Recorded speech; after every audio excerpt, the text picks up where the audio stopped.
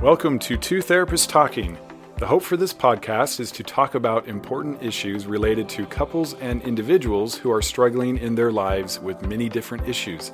I'm David Thompson, a marriage and family therapist. And I'm Sherie Christensen, marriage and family therapist. Please join us as we explore these issues together, and we hope you will learn and be enlightened along the way.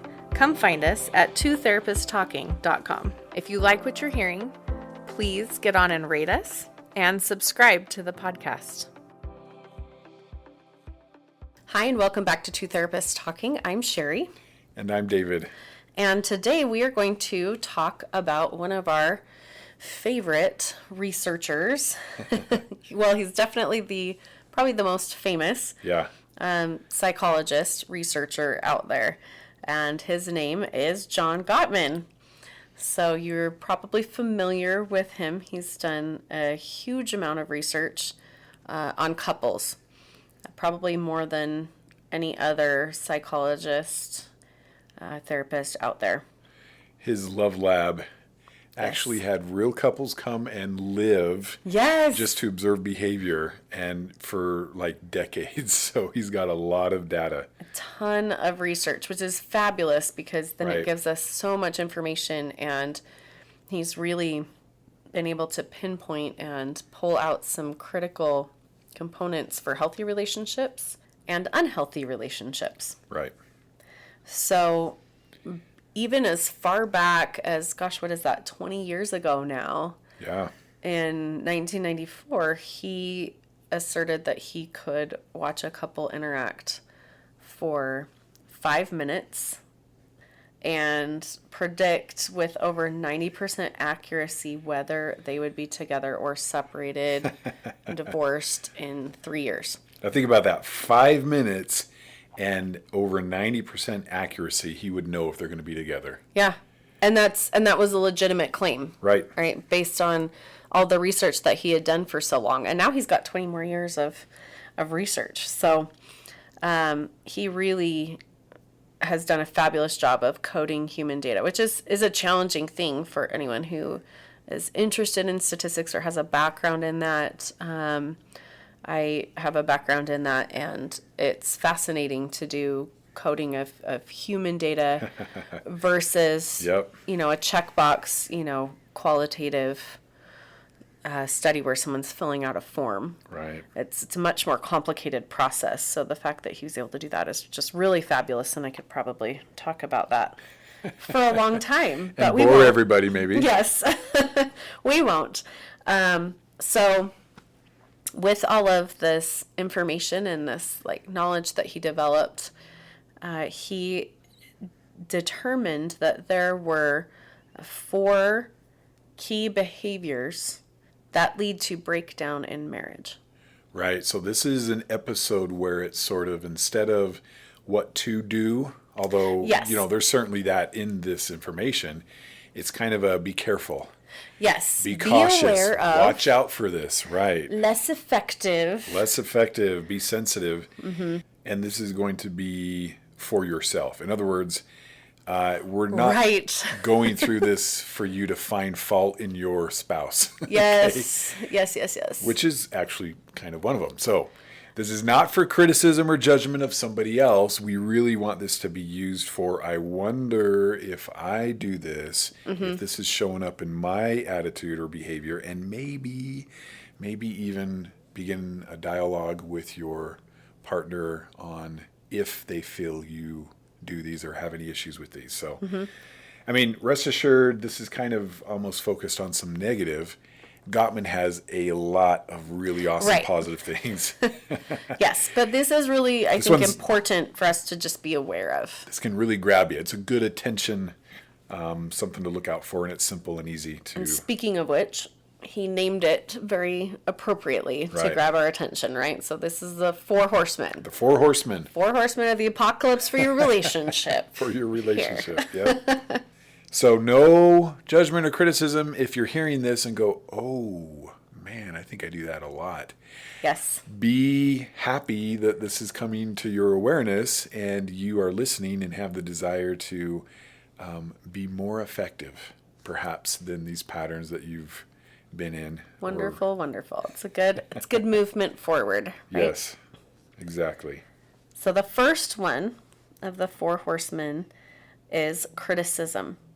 And the definition, I guess, of criticism that we want to talk about is expressing disapproval of someone or something based on perceived faults or mistakes. Right. So we can always, it's important to be able to give our partners constructive feedback. Right. Right. And sometimes we call that constructive criticism. We do, right? Right. But there's a difference between that, giving that feedback in a way that can be heard and in a way that isn't criticizing. Right. Right. Focusing on those faults, focusing on the mistakes instead of focusing on movement forward. Right. Right. And you can tell the energy, the attitude of the conversation, whether it's kind of a positive growth mindset or if it's more negative, heavy, blaming, accusatory kind of thing, which is going to be really hard. Mm-hmm. And, we've talked about this as well. When you think of criticism, if you are a parent and you are critical often of your children, using this negative definition or meaning, you create children that feel inadequate. Yes. And we don't want to do that. Right.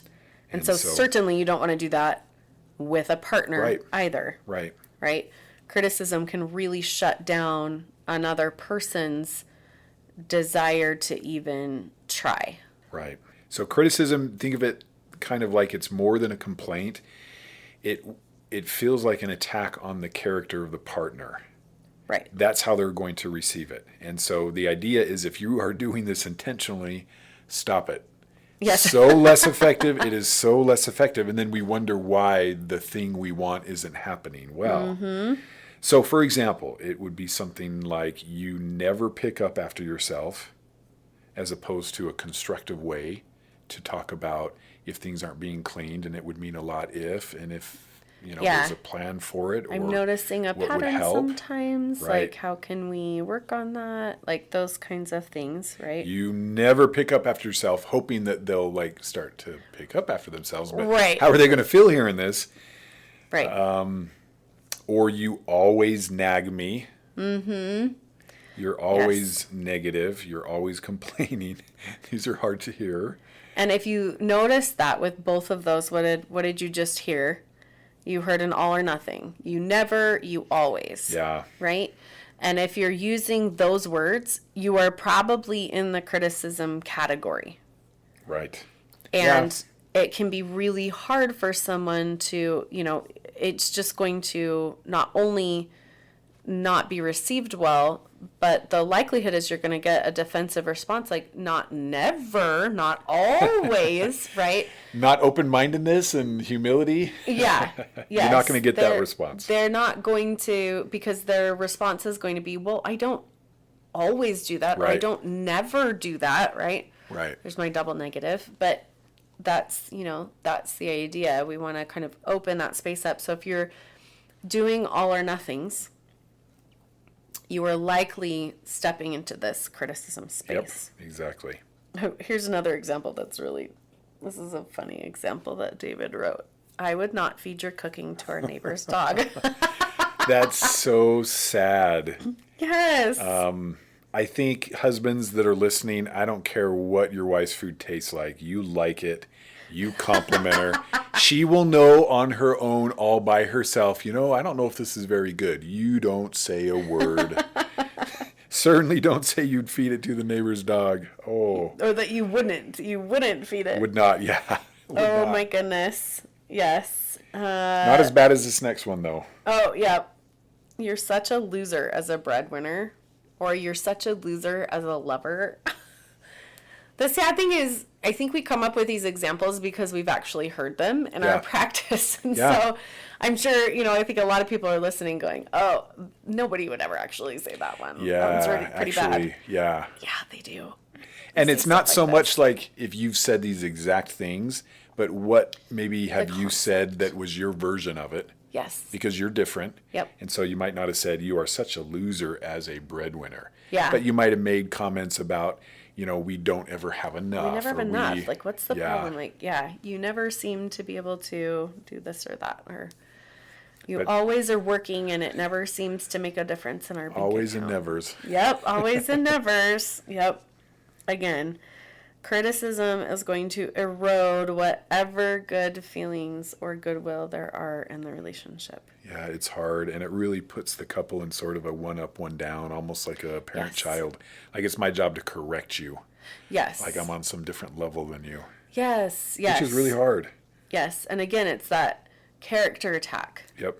Right? Instead of a complaint. Like, oh, I don't totally love this. Is there something else we could do? You Right. know, that kind of a space, a collaborative space. It's saying, in essence, right, when it's an attack on a character, in essence, you're saying you're bad. Yep, exactly.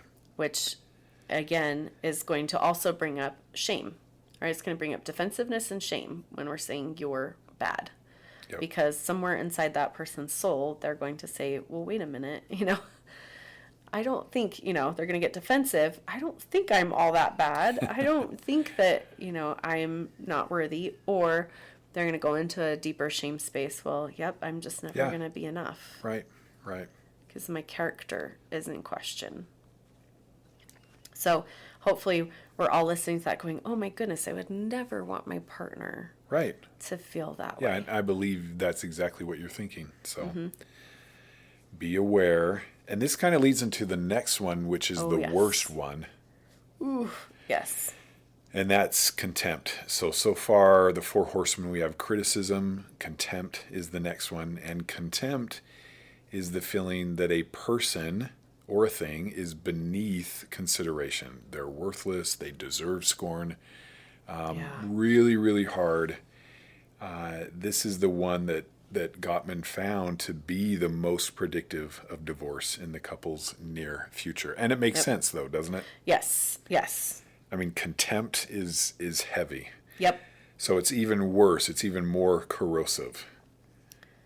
Yes, this one is just, it's awful. So this can look like sarcasm, speaking really sarcastically to your spouse or your partner, mocking them, rolling your eyes at them. Yep.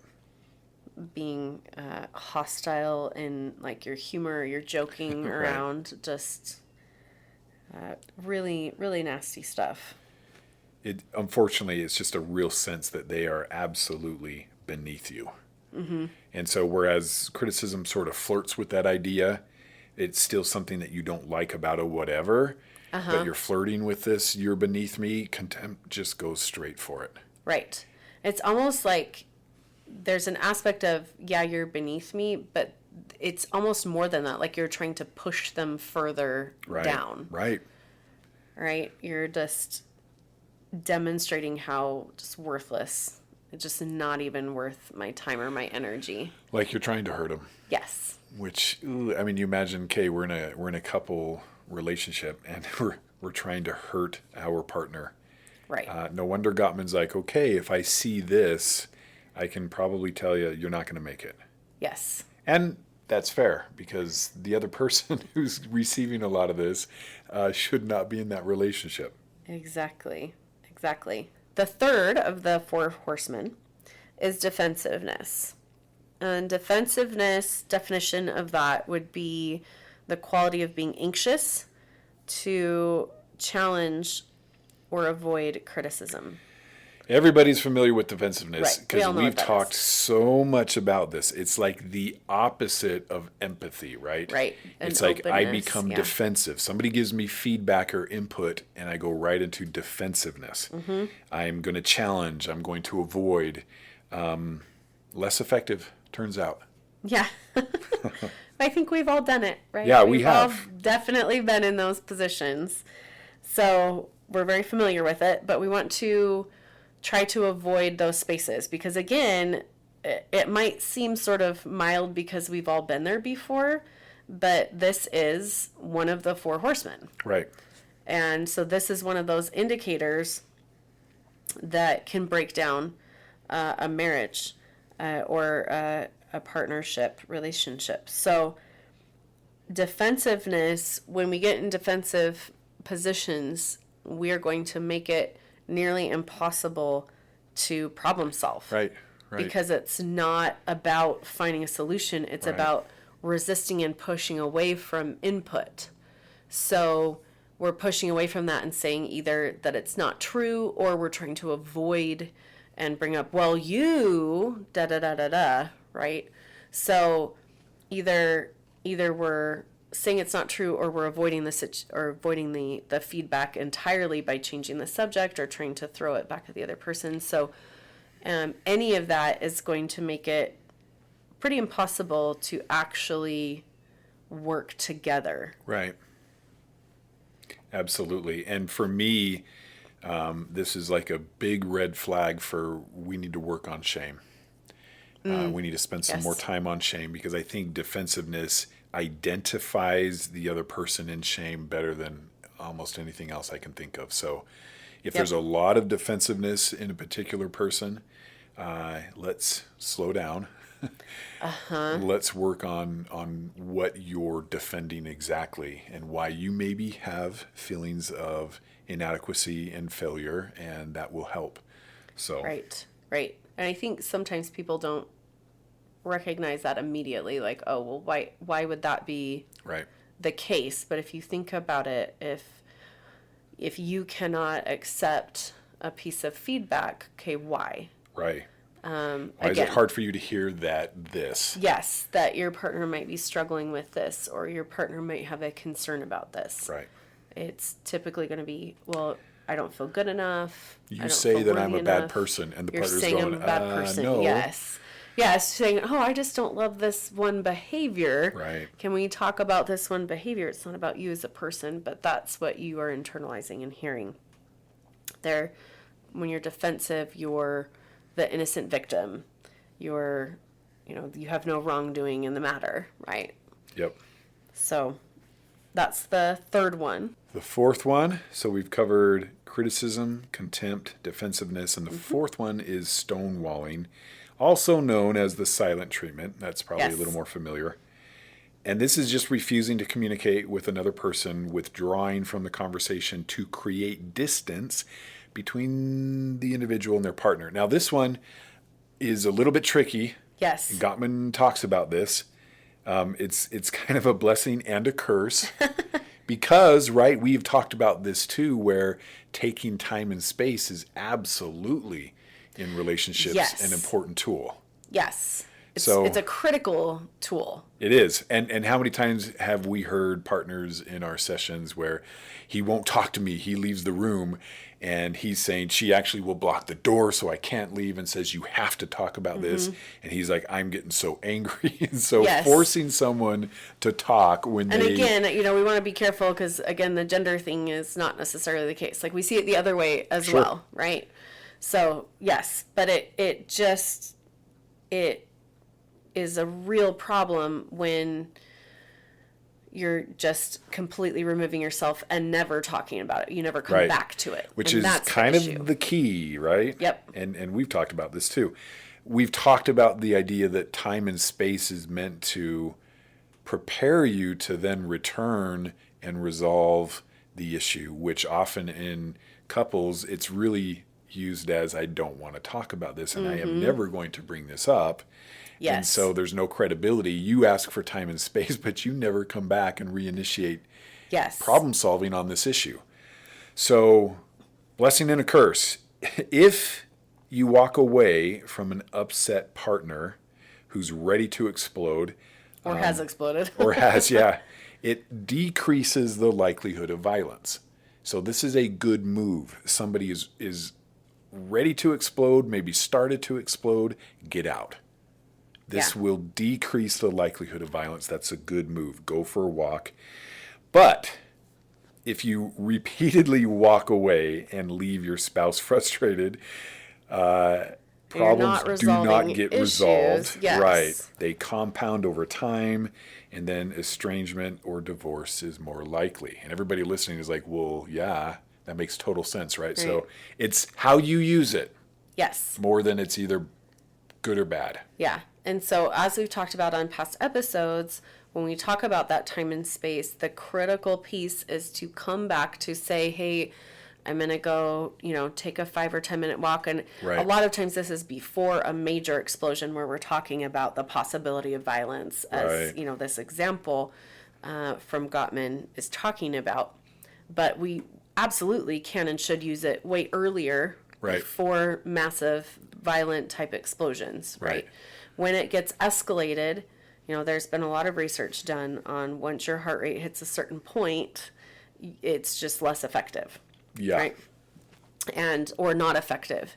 And so taking that break when things start to escalate and saying, hey, let's talk about this in 10 minutes and 5 minutes, but communicating with your spouse, instead of just leaving. Right. Communicate with your spouse. I'm feeling escalated, or I feel like this is escalating. Let's take a break and come back to this in 10 minutes or after dinner or tomorrow morning or, wherever that is, but have that conversation so that they're not feeling like you're just walking out, or you're not, part of you isn't just walking out to make a point or to, which prove is gonna, something. Exactly. Which is good. I mean, if you do not say, I'm leaving so that I can show back up better, if you don't say something to that effect, chances are pretty good your spouse, bless their heart, may have abandonment issues, and here you are walking out, and it's going to trigger the heck out of them. Right. So they got to know, no, this is for me to calm down, slow down, but I will come back. And then you actually got to do it. Or again, they're not going to believe you, no credibility, and they will feel abandoned. So make sure you're coming back and using this space wisely, effectively. And it also keeps you in check. If you're communicating that, then it's keeping you in check as well, so that you are not, that part of you isn't doing it so that you can leave. Yeah. And just, prove a point or be upset or shove it in their face or something like that, right? It's just, again, that communication requires you to then slow down, notice yourself, and live in that moment and be able to say, okay, no, I need to make the conscious choice that I'm not going to stonewall. I'm actually taking the break that we need. Yep. Perfect. Hopefully this was helpful. A little self-reflection. Nothing wrong with that, right? Remember, your worth is 100%, no matter what you discover about your less effective behavior. We're talking behavior, so. Absolutely. Thank you so much for joining us. Yes, join us next time.